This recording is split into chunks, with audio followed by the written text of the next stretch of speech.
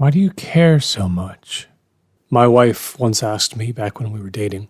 We were sitting outside Dairy Queen with a couple of chocolate blizzards and talking about that horrible thing that happened in Colorado where scientists caused a mass of forest animals to attack a small town. And I guess I had gotten upset enough to actually worry her a little. Her question wasn't about that specific incident. She was asking about what a lot of people had during my life, which was my level of concern and time and dollar commitments to animal welfare and helping downtrodden people who society seemed to have forgotten. I told her what I told everyone else. It's not that I have a big heart. I'm a cynical, hateful louse. It's that I have a faulty filter. Things get to me. It makes me ill to live in a world where the powerful keep crushing the weak. So I see now that I was set up perfectly for what happened on June 10th. I was alone in the house. Gina was visiting her mother in England for a month. It was about 9:30 and I was in the living room eating dry mini-wheats out of the box and watching a documentary about wild parrots. The voice came from far behind me, from the kitchen. If I hadn't had the TV volume turned down so low, I wouldn't have heard it. It was a tiny, scratchy, genderless voice, and it was calling out for help. An echo gave it a metallic aftersound. "I'm having trouble," it said between repeated monosyllabic pleadings. I shut off the TV, got up, and traced its cries, finding it difficult to pinpoint its exact position. I wound up in front of the kitchen sink, where an empty colander and a salad bowl from dinner should have been washed already but were likely to sit for another full day. "I'm inside the drain," the voice called out in response to my first question about where precisely it was begging from. "I'm stuck." I peered down into the silver circular hole. The drain basket resting within it was currently home to a single green pea. I requested clarification from my unexpected visitor. "I was coming up and I got my body stuck in here, in the bend in the pipe," the voice informed me. Though I'd gotten so close now, its volume remained frustratingly low. "I keep trying to free myself, but I can't. My right side is pinned. Please help." As I have implied, those two words, all my life, have had a haunting effect on me. Though that slightly otherworldly voice sounded almost like something out of a Saturday morning cartoon when it squeezed through the pipe towards me. Marvin the Martian from the Bugs Bunny hour is the closest comparison I can make. I felt already obligated to give it comfort for the duration of this crisis. "I'm very, very small," the visitor told me when I asked how it had possibly gotten jammed in there. And I was still unemotional and rational enough to make one important, sudden connection. "Are you a JARPRECHAUN?" I asked suspiciously, lowering my head a bit closer to the drain to hear the answer. There was a long silence. A single bead of water oozed from the faucet and plopped down right beside that lonesome green pea. "Yes," the visitor answered reluctantly. I turned immediately and walked over to the pantry as it commenced an instructional monologue about how to best extract it from its current predicament. "If I just push down from the top," it said, "it could probably slide through." But time was important, because the bend was pressing on its chest, making it hard to breathe. It emitted a pathetic little theatrical cough to emphasize the point, then insisted that I shouldn't call anyone. We could figure this mess out between ourselves.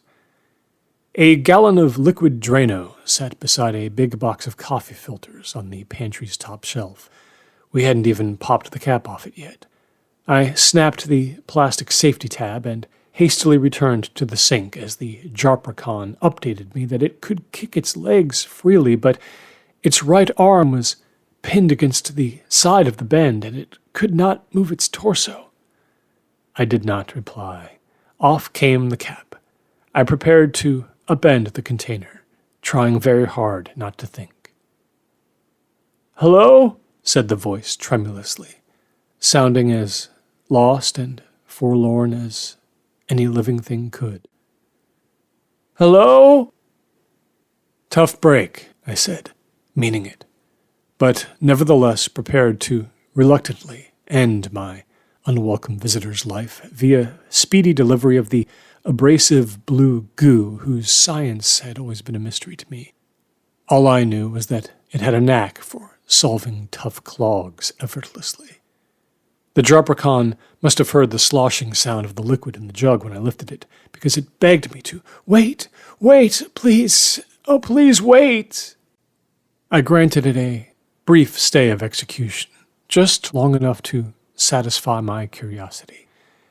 I asked it what it had originally been intending to do, if it had managed to get all the way up and out of the sink, and found itself inside my big, well-appointed house.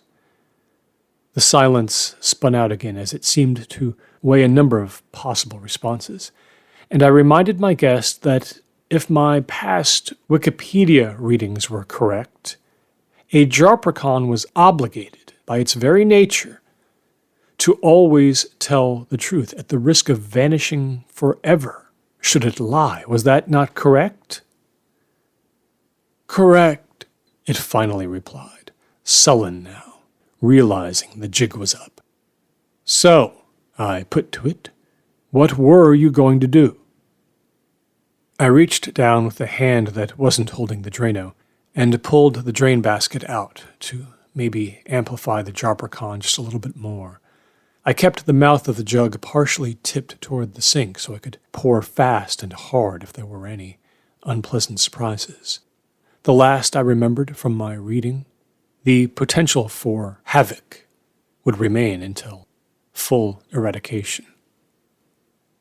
"I was going to wait till you were asleep," admitted the JARPRECHAUN finally, "and creep into your bed and take my tiny little knife and cut your neck all over, really fast, and run all over your body, cutting it up. I was going to kill you. I was going to dance in your blood." There it was then. I suddenly became very aware of the night's small, natural noises beyond the open screen door leading to the porch, and how far away we lived from the nearest neighbors we actually liked. "Well then, my wet friend," I said, trying to sound confident and authoritative, "I'll just set everything aside and help you out, right? Maybe toss you a few bucks in the process?" "Yes," it protested, proceeding to promise through the drain pipe that if I helped it, it would never, ever hurt me or anyone, ever. It would go away for good, return forever to its own inscrutable realm. I set the jug down gently on a taut dish rag and retreated 2 long steps to the stylish kitchen island I'd tried and failed to build myself. As I moved, I tried to keep my feet rug-bound so as not to be heard maneuvering, and I told the JARPRECHAUN to keep talking, keep making its woeful case to me. From atop a cutting board, I lifted my cell phone and brought up a web browser on it as quickly as I could. "I can feel myself getting weaker," said the JARPRECHAUN in its muffled, clownish, 8-bit video game voice. "I don't want to die here in the dark," it whimpered. "Please." My fingers flew over the keypad, but National Geographic was asking me for my login and password, and that slowed down my information hunt.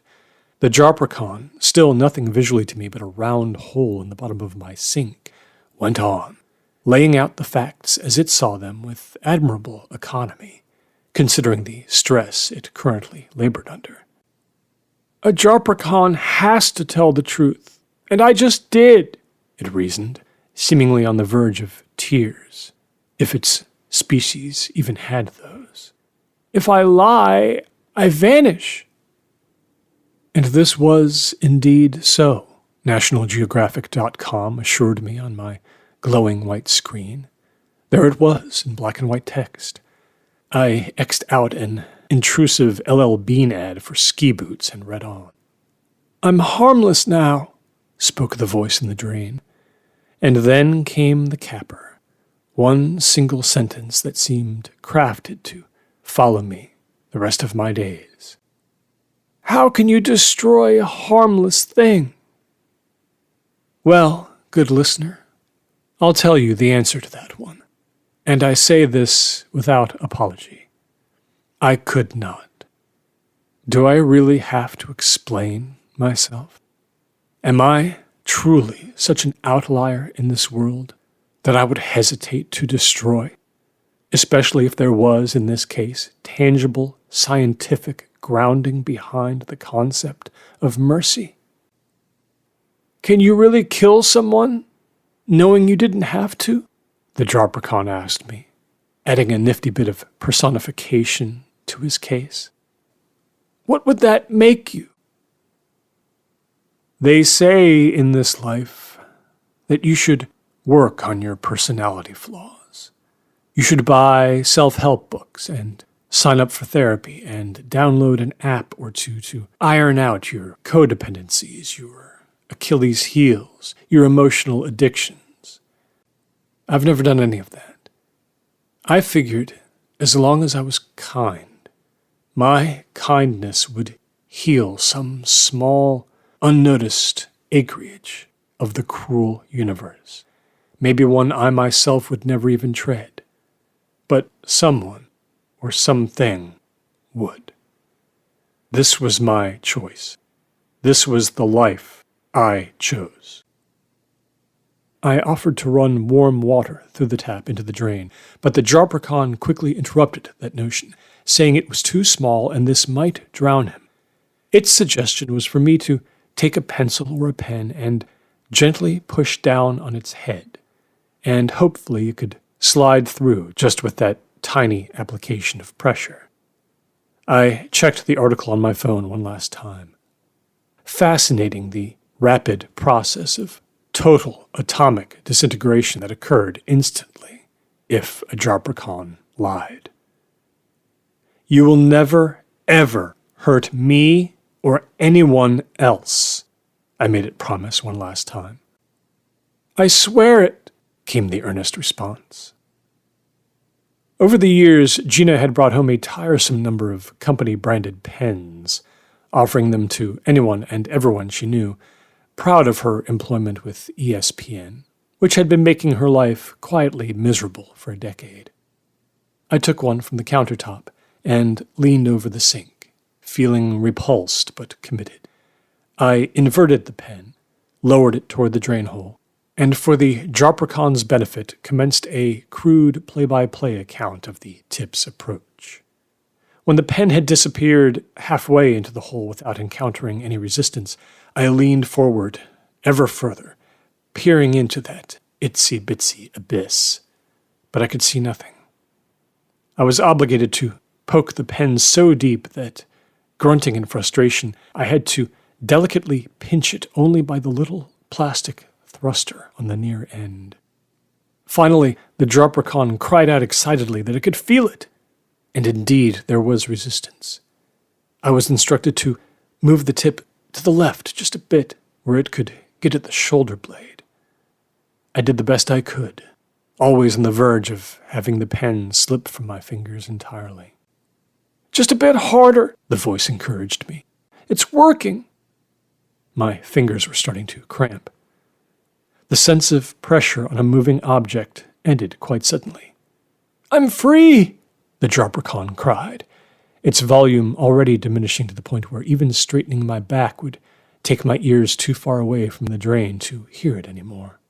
More angrily than I even intended, I commanded my guest to get its sorry hide out of the plumbing my wife's 16-hour workdays had paid for, go far away, and don't even think about doing harm. From the dank of unknowable black corridors, it vowed to obey. And then it took a moment to earnestly thank me. Thank me for sparing its life. It offered a final, humble word of goodbye. And then I thought I could hear tiny running bare feet vanishing towards God knows where. I stood for a time in the dark kitchen, listening. I tilted my head to the ceiling, wondering about the cryptic network of pipes that encased me all day and night. If I thought I might hear something above or below by concentrating hard enough, I was wrong. The Bodine's dog barked 2 acres away, and I could faintly hear their portable gas generator running. Their solar units must have run short again that day. Apart from that, just crickets, wind, and the occasional bird reluctant to put the night to rest, even this late. I threw the pen across the kitchen, banking it into the trash can. I waited 1 more minute, and then ran scalding hot water into the drain for not much more reason than to partially de-ickify the whole experience. Even poured some dish soap in there. Why not? I was too unsettled to go back to the cozy sofa and the documentary on harmless and beautiful animal life. I thought about calling Gina, but remembered how late it would be in Brighton. So I went to bed 2 hours earlier than normal.